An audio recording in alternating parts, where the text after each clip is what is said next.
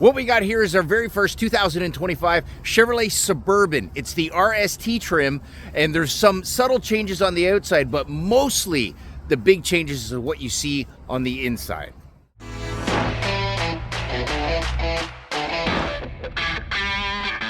Now, starting right from the Chevrolet bow tie, the Suburban definitely looks like a Suburban from a previous generation. If I look over here on a 2024 Tahoe, you can see very similar resemblance. There's some daytime running lamps, and then your headlamps are up here, and you get this little shape, the grille. So let's go back over to the 25. We're gonna get a lot of those things. We get this new stylized daytime running lamp. We see something similar on a Traverse, and this little C shape on the outside has been broadened a little bit, but your headlamps are encompassed into the bend in the daytime running lamps.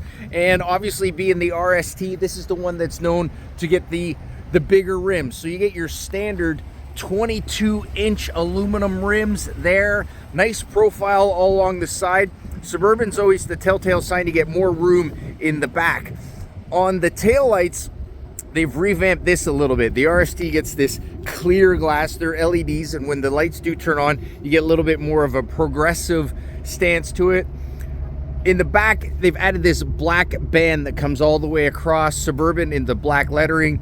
You can tell, again, you get RST badging there. RST, your quad exhaust tips. That's your little telltale sign that underneath you're going to get your 6.2 liter V8. But when I check out the inside, this is where you're going to notice a lot of the differences. As you can see right away, you get new touchscreens here, or sorry, LED screens here, new touchscreen there, and without further ado, this is your cockpit. So we have a new driver information center where it's highly customizable. We use this little button here for pages so you can swap over.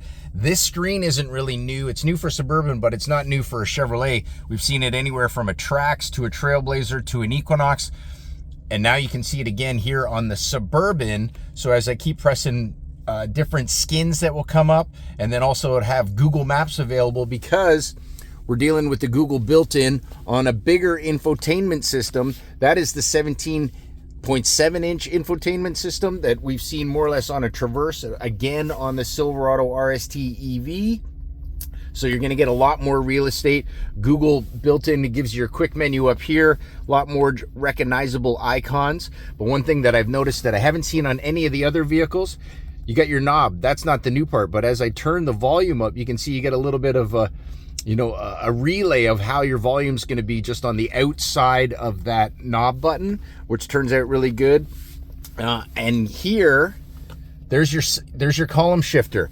No more of the precision shift that was up here on the dash in the previous generation. GM's gone almost to this corporate transmission selector, which turns out really cool. And if you haven't seen it before, pull it towards you, pull it down, you're in drive. You pull it towards you and you pull it reverse, and now again, there's where your 360 camera comes in from here. A lot of different changes that we're going to notice as far as menu selection goes. But if I were to use this side, now all of a sudden it's going to check out, make sure I'm not scuffing any curbs or anything with with your pretty rims. So that turns out to be a pretty good option as well.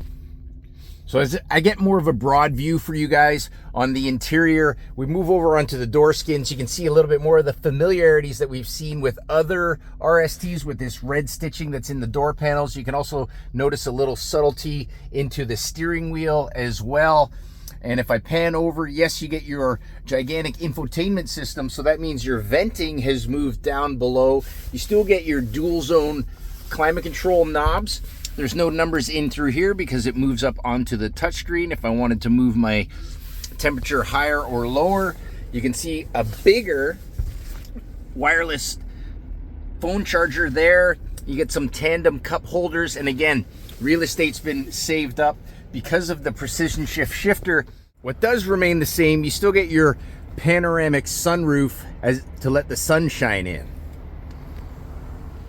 So over on this command center, a lot of the things have stayed the same, just maybe moved in a little bit of a direction, where you get your 4x4 controls here. This one has the height adjustable, so if I push this button, you get in here and now it'll control your ride height however you want. You twist this knob to the right, and then that's how you move your selection.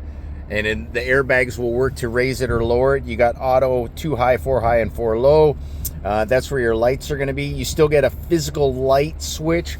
It hasn't gone to the touch screens like we've seen on the Traverse and the Equinox. Trailer brake control. This command center in through here, you do have your 360 camera, so I can push that button and that will come up. Park assist, on off, lane keep assist, self-parking feature. There's a little party trick if you want to have some fun with your friends. And then hill descent control, and then traction control, as well as your parking brake.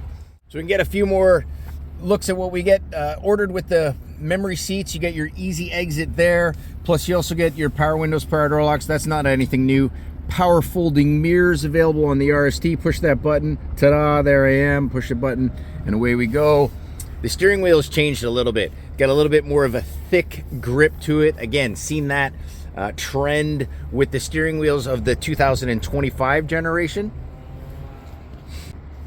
And more of your seat back. Again, you get your black and blue stitching for contrast all the way through your RST. Might as well show off a little bit more of that design on the black as well. Now, as a reminder, one of the biggest differences between a Suburban and a Tahoe is all the additional space you get in your behind your third row seating when everything is folded up. So you can see here, you do get your extra 18 inches or so of depth. And with this one equipped with the power folding third row, you can use this, push this button down, and that seat will fold forward. We could also move this one here, so then that second row or third row will fold to the second row. The second row can also fold here, and that'll just throw that seat forward. And again, if you wanted to throw this other side, that's how much room you can have all the way up to the front. I don't have the exact numbers, but it's definitely some long, wide spacing.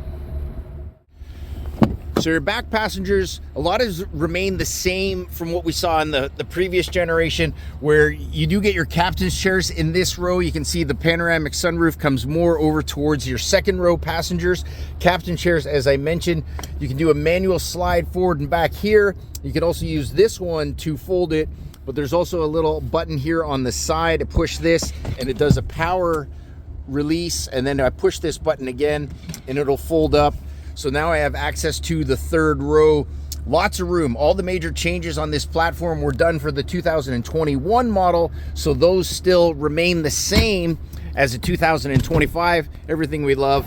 So a carryover for 2025 is still our popular 6.2 liter V8 pumping out 420 horsepower, 460 pound-feet of torque, and that is paired with a 10-speed automatic. So for the 2025, you're gonna get some subtle changes with the refresh. It's a facelift both on the front and the back side of this Suburban, but really what you get is that whole new experience on the inside with the LED driver information center, plus that gigantic Google built-in infotainment system. And this one right here, RST, stands for Really Sweet Truck.